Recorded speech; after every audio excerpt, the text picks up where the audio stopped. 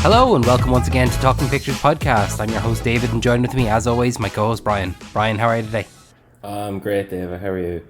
I'm good. We're heading back to school today. We're going for a classic oldie, The School of Rock. I remember my primary school had some sort of music day, and I don't know what the event was. I don't know what the theme was. I guess it was just a day for the choir or the music group or those who selected to do music to show off their music skills. And this is not secondary school, this is primary school, where you have one class full of multiple subjects. So music was not a big thing. So having said that, I remember sitting amongst my fellow pupils outside, and our principal comes up and says, "Oh yeah, we with today's event or today's specialty or whatever, the thing they were doing was called the School of Rock." And here's me thinking, I like that movie, and I think I just thought that was funny, like, you know, copy yourselves after this fun movie that I'm sure everyone saw. But yeah, I think this was, I think I would class this School of Rock movie as a childhood movie growing up. So Yeah, definitely. It's like, I think for our generation, it's like classic movie. You know, I couldn't actually imagine anyone saying that they didn't like this movie. And I was like, what do you not like about it? It's just fantastic. I remember it was the first DVD I bought ever. I bought it in GameStop in Navan, back when they still did DVDs, and I remember I bought it and I literally turned around and another guy, a little kid, came up to the counter and said, "Oh, do you have School of Rock?" And he literally pointed at me and he went, "He just got the last one." And I was like, "Whoops, sorry." And I mean, fight. Yeah, I would have fought for School of Rock. I genuinely would have. And then it was a movie that I had back when I got my first iPod. When I had my first iPod back in the day, and I ripped the DVD to that, and I ripped it with the director's commentary. So I listened to School of Rock with the directors talking, with Richard Linklater and Jack Black talking over the movie, and I was like, it's still just as good. I'm listening to a director give me insight, and I have more insight now into the movie, and I was like, man, this is great. This movie that I already loved is just so much better now. Do you have it on DVD still? I don't. I think it might be at my home back with my parents, but I don't have a current version of it, unfortunately. Oh, but having it in your home house might, I would still classify as that as you having I'd have a physical it there, copy.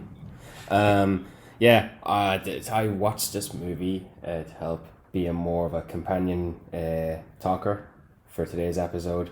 Yeah. And in watching it, a lot of memories were coming back to me. And, you know, as a kid, when you watch movies, you don't really pay attention to the things you would pick up now as an adult, whether it be more adult friendly jokes or the realistic discussions the teachers would be having. Teachers including Jack Black posing as a teacher and actually learning why you can be arrested for posing as a teacher. And for one thing, for example, is I'm watching this now, I noticed he shaved his beard before arriving to the school, because before that, as a out of luck rocker, he had a beard, and you know. And I thought the direction was so funny. In the opening shot, when Jack Black takes off the shirt and goes to jump on stage, he jumps on top of one guy, smashes his beer, and just hits the floor. The way they directed that shot, you see it on a wide shot, and you just see whether it's Jack Black or a stunt double, just toppled the guy in the crowd. Not a whole crowd, just one guy, and he's on the piss. I thought it was very funny. And then there's a couple of there's a few really good shots in this movie, and the whole learning of what his life is like, how he's a true lover for his music despite his rotten luck from audiences and his own bandmate kicking him out, and then even his own roommates as well. And then Sarah Silverman, it's a shame that she's a bit of a dick in this movie, because I actually really like her, but she saved her role quite well in this. And then the movie really kicks off after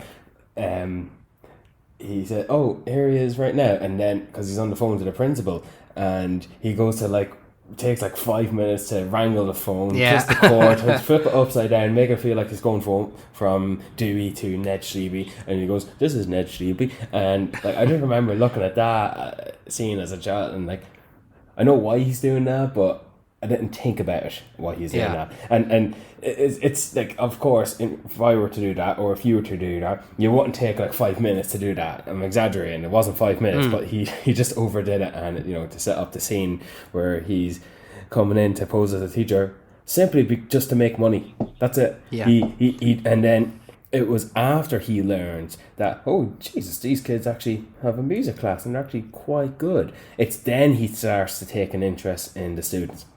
Because before that, he's like being lazy. He's not saying, do whatever you want. Yeah, I'm hungover today. He's being upfront about it. If I was doing that, I would be nervous and anxious as feck. Like, you don't know what these kids were going to say to you. Back in that day and age, nowadays they'd all be, quite rude and think they stand up for themselves because they have the internet. But I thought that there are little details of Jack Black's character in this, such as taking down the page of the gold stars because of totalitarianism or fascism. Not that it's exactly that, but the type of saying, yes, this person is better than this person and this person is better than everyone else, and that sort of maybe reflects back on, it doesn't matter if you're good or great, what matters is if you love this, speaking to his career in rock and roll. And I thought it was really good. And seeing a young Miranda Cosgrove as the teacher's pet, good at every subject, and then like he gets to engage with all the students in his class. Like he gets to level with everyone. He gets to care for everyone. But we'll go into this down in the movie. I wouldn't have talked this much had I not watched it recently. I always knew it was a good movie, but just thinking now, having watched it recently, it is a class movie. Even that long shot when he's explaining, right, sure, I'll sing you a song, and it's this one shot dollying back, and you just see Jack Black go performing it. Yeah. Singing the song, describing it, and then telling the kids, and then this is your cue to do this, and then this is your cue to do that. Not just with the performers, but with the crew in the backstage. It's so great. It's so inclusive. He's a brilliant teacher. I think you're hitting the nail on the head there for so many different things, because going back, and if you watch it now, like, you obviously, when you were a kid, you watched it and it's like, you see yourself as the kids.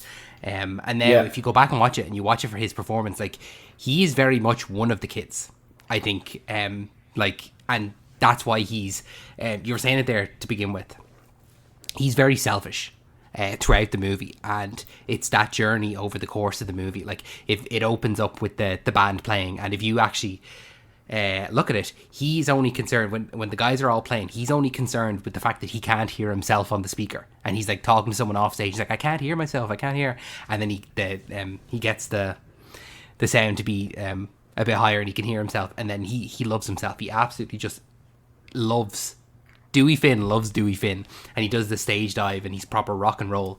Wouldn't blame him. I love Dewey Finn. Yeah, like, I mean, Jack Black's performance in this is just like, you couldn't imagine anyone else doing it. I don't think anyone else could do it as well as him. And you're right, he definitely, like, throughout the course of the movie,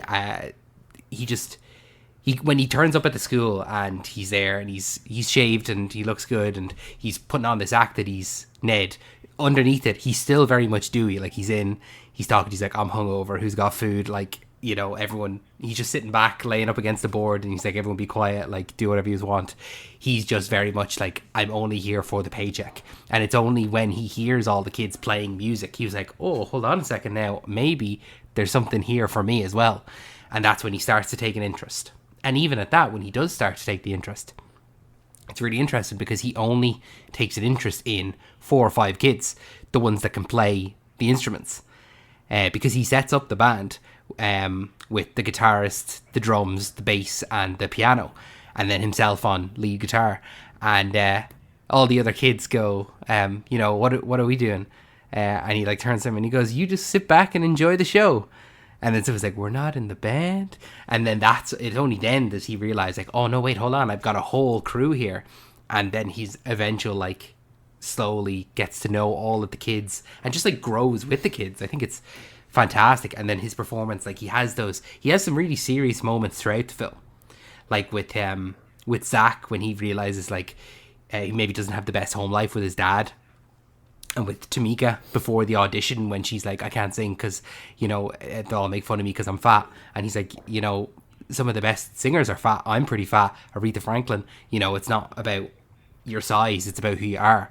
And he does have those emotional moments and deeper moments, but then he does have very very silly moments that are still very Jack Black, like that where you're saying he's describing the performance, and he's and that's when chimes come in, and that's when I want a smoke machine, and he's like choreographing the performance as he's giving it, and it's just like only Jack Black could do it. I think it's fantastic. And back to what you were saying, when the kid says, "You mean we're not in the band?" And when he turns around, hold up, just because you're not in the band doesn't mean you're not in the band. Do you think he says that thinking, "Oh, I got a whole crew for me now"? Or do you think he's actually turning around thinking, I can't let these guys out. I gotta include these guys. You gotta be fair. Yes, he's getting something out of it, but do you think it's then or later he starts to warm up to these guys? Because it happens in very sparring scenes or spontaneous scenes. So it happens with one kid with what's her name, Tamika, yeah. Tamika. So when she stays back behind and then she sings in front of him, that's a moment.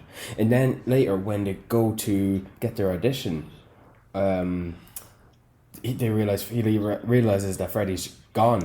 Yeah. And Freddie, who is like, oh, cool, yeah, hardcore, and thinks to hang out with the smokers and maybe do a bit of drugs later on. A kid who you could see without a proper parental influence and being raised right, he's going down the path of drugs or whatever, because hardcore rocker, the hair, and he thinks he's a badass, even a bully as well, somewhat. Mm-hmm. But Jack Black goes to having a heart attack, and he's thinking, that is no way to behave for yourselves in front of kids. You ought to have a respect for yourself. And then you see this is all true, but he's oblivious to the fact of what he's doing as well. Yeah, no, I think initially he does set it up like, I don't think he is doing it for the kids. I think he maybe turns around and he's like, "Oh, I have to keep these kids on side. Like, I don't want anyone running and telling me like I have a very, very sweet spot here, and I just have to make sure we're all on the same page. And if everyone's in the band, everyone's in on the secret." So I think it's more so that than it's his immediate warming up.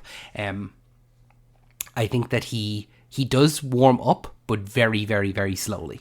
Yeah, I think slowly, because as I said, he has his moment with Zach, he has his moment with Tanika and Freddie, and even Lawrence, because he realized, this kid maybe he's got no friends. He's being upfront and honest with him. Yeah. And what does he do? Turns his confidence around. Dude, no, you are so cool. No kid in the classroom is going to say that to him. Jack Black does. His teacher, his fake teacher, and he includes everyone. And it's it's a bit awkward seeing him give out to one of his students like an actual proper teacher or a parent. And I thought it's a bit funny. Maybe it's a bit unrealistic that all these students purposely don't tell their parents or hide it from their principal that this school project, so to speak, is taking up the entirety of their class time. Like that they're all like sort of brainwashed about. I think it's easy to be brainwashed when you're a kid, because of the fact that they are all concerned about their grades in a way. Maybe not all of them, maybe as much as like Miranda Cosgrove's character, Summer. But no, the fact that he says like, "Oh yeah, no, this is an extracurricular. It's a next semester assignment. We're just getting ahead of everyone else." So that's why they're keeping it a secret. And I think like you do have to remember that they are kids. They are like I don't know how old they are, maybe 10 or 11. So there is that level of naivety from them. So they understand. But no, I can definitely see like the not only that, but everyone's had a teacher that they really liked. And then if you had a teacher that you liked and he came in and they, you know, he gave you a role either in the band or, you know, on the crew, and you actually really took to that and he was encouraging you, I think you're more likely to do stuff for him, because they obviously have that moment later on where they go and they get him, you know, even though they were told, oh, it was a fake, and it's like, oh, it doesn't matter if he was Ned or if he was Dewey, he was still our teacher and we still got on with him, and we have that respect for him. Like, even like you're saying there with the scene with Lawrence, where he comes up and says, like, oh, I'm not cool enough to be in the band. He's like, what are you talking about? Like, you know, you're the coolest guy in there, you know? And I think maybe Dewey sees that. He sees himself in Lawrence. I think a lot of the students he sees himself in, because there's that moment before that scene with him and Lawrence where he's putting up the flyers for a new band and someone else comes along and looks at it and calls him a loser and takes, you know, laughs at him, and then we find out, oh, Dewey was like the next post over. So then when someone else comes along and says like, oh, I'm not cool, he's like, no, I'm not letting this kid feel like how I feel. So I'm going to make sure that he knows he's the coolest guy in the room. And then the whole rest of the movie, what's his nickname? Mr. Cool. You know, and you can see that throughout. He gets so much confidence. Like, maybe slow, you know. So he just has that, like, builds those relationships with the kids throughout. And I just think it's amazing. It's great. Yeah. Even all the kids who have their moments with Summer giving him the idea about posing that they're sick, and it convinces the manager to give them the slot. And also Zach writing a song now, and and Dewey going up to Zach and saying, like, you know, as a teacher, giving out no more secret songs, and that's a great song. I don't know which. I think I like Zach's song more than Dewey's. Oh, definitely. 100%. It's a song of the movie, definitely. Yeah. You're right. I think it's great because he isn't like pigeonholing anyone, because the amount of people that he gives a role to and they come back and they say, oh, I don't want that role, can I do something else? And he goes, yeah, sure. Do you know, like, does that a few times. Yeah, Billy doesn't want to be the tech. He wants to do costumes. So he does that. Tamika, obviously, she was security. And then she comes back and she, you know, reveals that she can sing. And it's like, oh, you're straight in there. Do you know, you're fantastic. Yeah. And then Summer, I think, was a groupie initially. And she's like, I want to be the manager. And he's like, yeah, sure. Do you know, so he doesn't pigeonhole anyone, and he lets them. It just works out that a lot of the roles that he gave, and the kids ended up being great at them. But the ones who didn't want to do those roles and maybe it didn't fit, he's not going to be like, no, well, that's, you know, the only role that we have for you. He made roles. He made a costume role and he made a manager role for two of the kids. So, you know, he's not pigeonholing anyone. And then like that, where Zach comes along and he writes a song, it's fantastic. And he's like, oh, okay, that's what a band does. Like, we play each other's songs. I really love that little bit. Yeah, even though they plan to still do Dewey's song at the final, it's not until they get there and he's like, look, guys, I think that maybe we should do Zach's song. I think it's better. And that's like big for him, because he's obviously at the beginning of the movie very, very selfish, and he just wants, it's his band. He makes the kids sign or do the little declaration, you know, I will not fight Mr. Schneebly for creative control, you know, and but then at the end, what does he do? He gives away the control. He's like, I think your song is better, let's do your song. And he's just like, that whole arc from selfish in the beginning to, oh, it's not about me. And it's only then really when Zach says, okay, we can do it, but you have to sing it.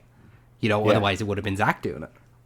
And you just took me back to the montage where it's like he's having a one-on-one with Freddie about you lose its drumstick, it's okay, keep a spare in your back, and then going through rehearsals with the kids, and then you see the other kids doing the graphics as well. And that whole song, I forget what song it is, but that just sort of sticks in your head. The more you think about this movie, I would almost it's not for different era, but I would almost put this in the same category as Toy Story and a few of those movies, because you grow up watching these movies.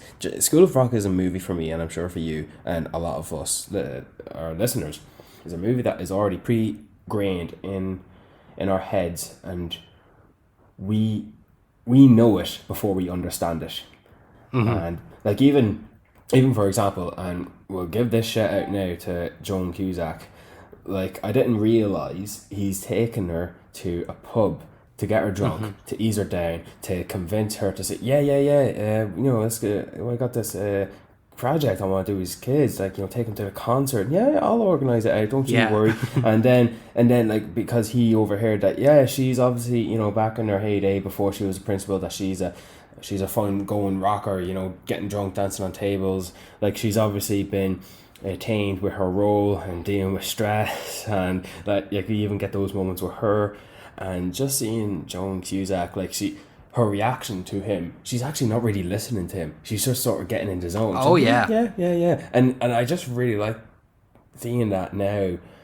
And I appreciate the stress she said she was going through as a principal with the parents, and that Dewey made her feel confident. And then Dewey fully admits before the teacher meeting that, oh, I'm not a teacher, I'm a fraud. And she's like, thinking him that he's just not feeling confident. Like, she's a true friend, and then she feels betrayed. Yeah. She's like, Dewey, who are you? This is a very good movie. And Joan Cusack, and all I hear is Jessie from Toy Story. I'll always hear, I'll always see that when I see Joan Cusack. But she was great in this. She was definitely great. She's one of the, for a principal and an adult character, she's she's second best character in the movie. Yeah. No, I think you're dead right. Like, she's a great foil, I think, to Dewey, because it's not like she's a villain. No. I don't think there are any villains. I think they're just people that are opposing forces to him, and the fact that he has to get around her a lot of the time, but he's also like trying to get her on side. Like, I think that I really like the fact that it's very much a friendship between them, as opposed to like a romantic thing at all.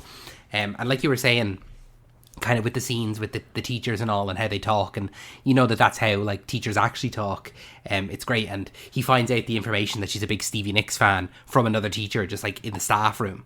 And then he uses that to his advantage. And I always love that scene when he's telling her about the thing, the concert, the when the Battle of the Bands is, when he's trying to get her, like, oh, I want to take these kids to the Philharmonic, and she's just dancing away to Stevie Nicks, and they're like, ooh, baby, ooh. And then there's a few funny moments later at the concert. She was furious, but she loved it. And then and then the band guy comes over. Says, yeah, you're hot. What? Oh, what'd you say? Are you warm? Yeah. And she has like this the whole persona of her is like, she has to be one way, but she doesn't want to be, because there's the scene where she's giving out to the child, and she's like shouting at him. It's like, do you want me to have to call your parents? And then she's like crying, and she's like, would you like a hug? And the kid like screams, and she's like, oh, you can see that she doesn't want to be shouting at her. Like, she asks her, does she want a hug? And she just like she nearly hates who she is. And then even after that, where she has the conversation with Dewey in the car after they go to the bar, and she says she's a bitch, but she can't even say that she's a bitch. She like mouths it. She's like, I know what they think of me. They think I'm a, and she like mouths the word bitch, and she's like, you're not. So she is definitely like next to Dewey, she's the best character.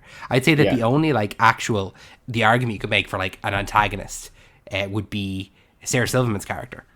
Yeah. I agree. And I even agree. at that, like, realistically, when you think about it with your actual adult brain that's not in a movie, it's like, oh, well, Dewey is, just a random guy who's, teaching kids. He should not be there. He hasn't been, vetted. He doesn't have a degree, anything like that.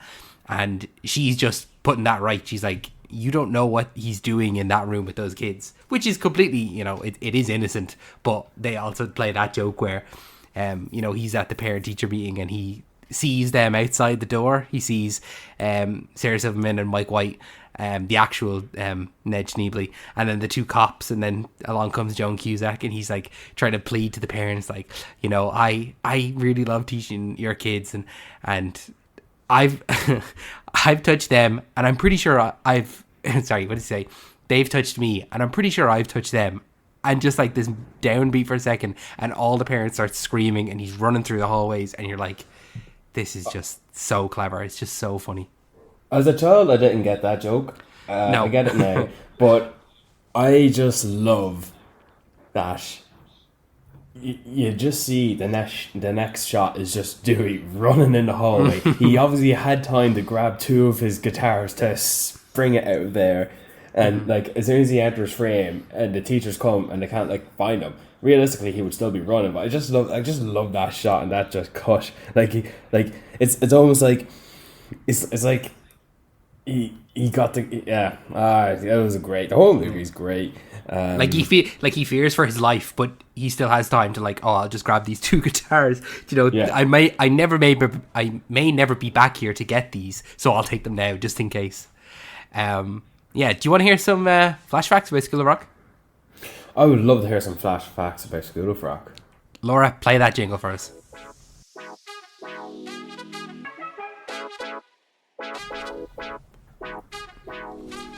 Thank you, Laura. So, I've got all the flashbacks today. We're going to do 3 flashbacks. So, flashback number 1. During the course of the movie, Jack Black actually switches the part in his hair from left to right, depending on whether he is portraying Dewey Finn or Ned Schneebly. No way.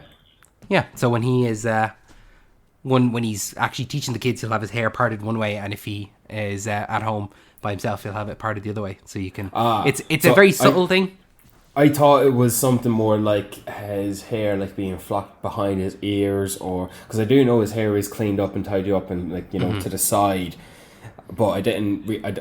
I thought it was something more like because his hair is messy when he's Dewey and when he's the rocker and when he's home, but he's dressed up and looking nice. Like he's even wearing a scarf as well.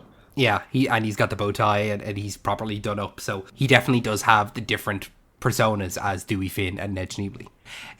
Flash fact then number 2. All the kids really play the instruments, and the backup singers are real vocalists. The director, Richard Linklater, only agreed to direct if the kids played their own instruments. Really? Yeah, I think that's a great choice as well, to like actually see them playing and having it match.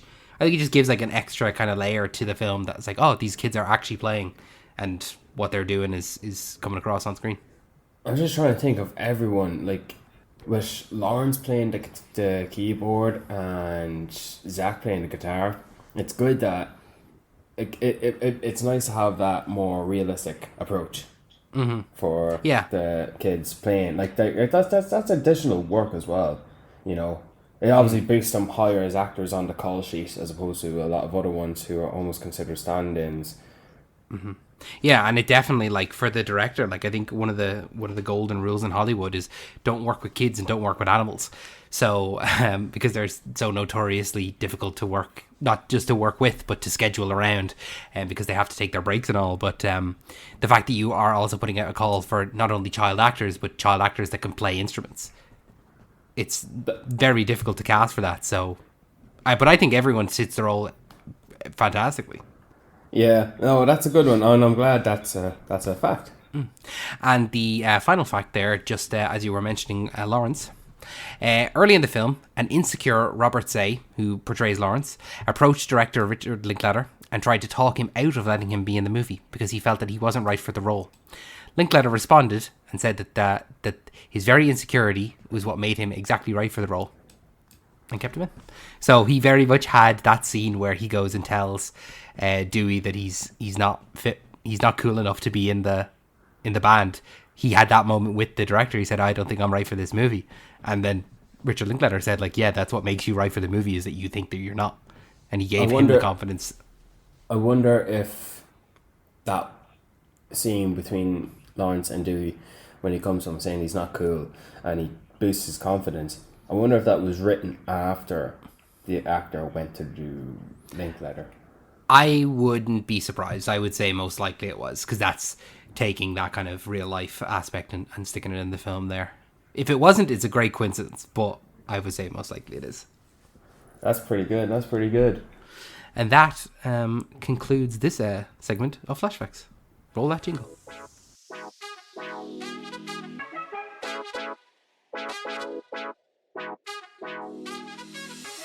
Thanks, Laura.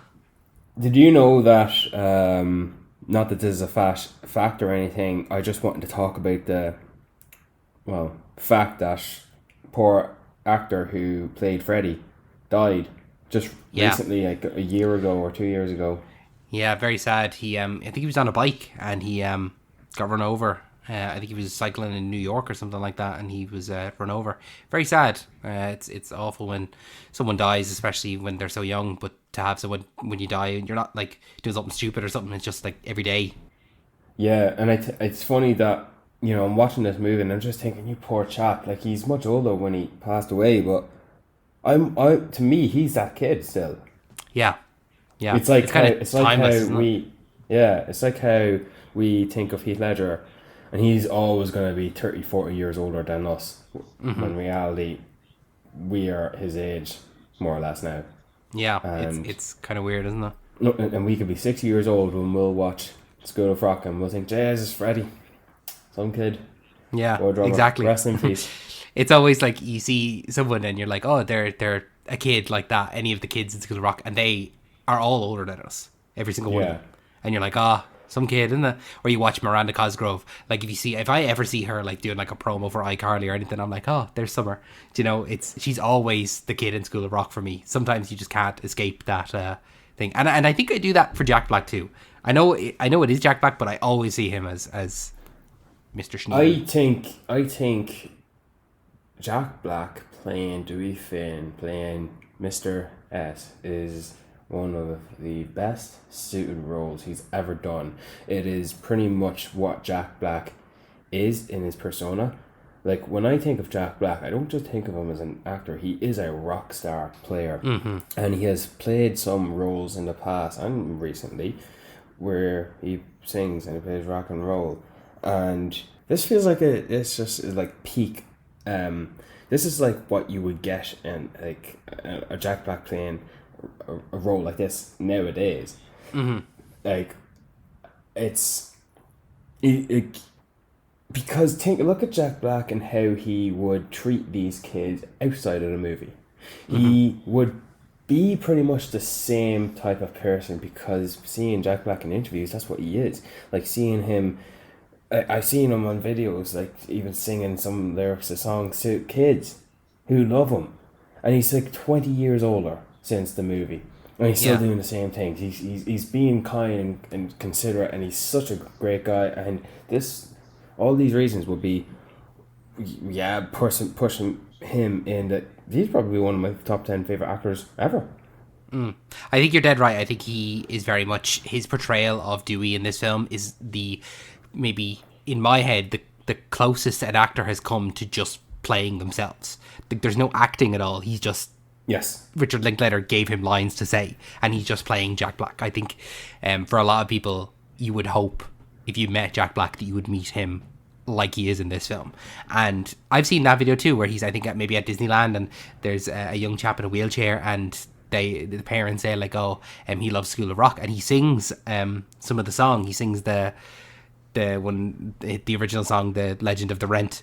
He sings that to him, and I'm like, that is like, not only is he 20 years from the role, 20 years from the movie, after the fact, but he's he's taken the time out of his day to talk to this kid, because most actors, they'd, oh yeah, thanks very much, and kind of move on. They'd have stuff to do. They can't really stop and talk, but he's stopping, talking, and he's like forming a connection, and like essentially giving this kid like a really good memory.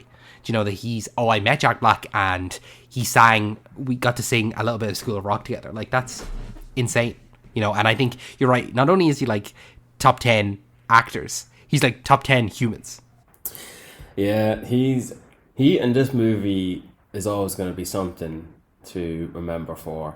Yeah, I really like this movie, and I really like that you chose this as a look back, David.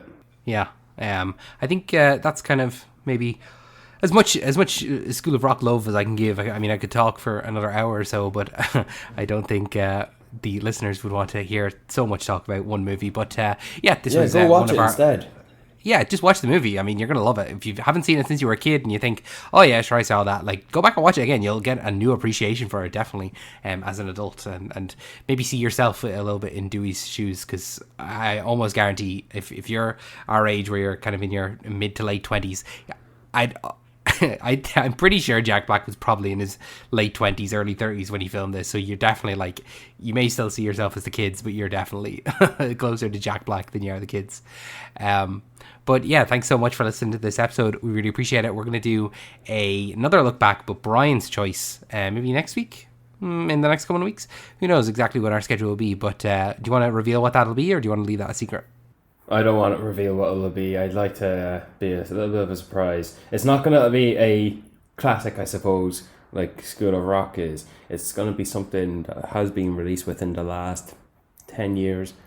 And let's just say, in my opinion, it is unappreciative. Unappreciated? Yes. Yeah. Okay. Brilliant. I think, it's a great movie. I can't wait to watch it again before we talk about it next week. So thank you so much if you made it all the way through this episode. We really appreciate you listening. Make sure to give us 5 stars. We'd appreciate that. It costs you nothing. It helps us a lot. It shows the visibility on the podcast for other people to hopefully find and enjoy it. If you want to follow us on Instagram and on Twitter, or X as it's now called, you can follow us in the links below. If you want to send us in an email at talkingpicturespodcast1@gmail.com, send in any recommendations that you'd have for movies you want us to talk about, maybe some classics, maybe something upcoming. If you have any questions, any topics you'd like us to discuss, please send it in. We have answered questions in the past. We're going to bank some up and answer them over the coming weeks and stuff, so look out for those. Brian, any final words? When we were stuck in the dumb days. There's no way you can stop the School of Rock. Nailed it. Thanks, Brian. Thanks, David.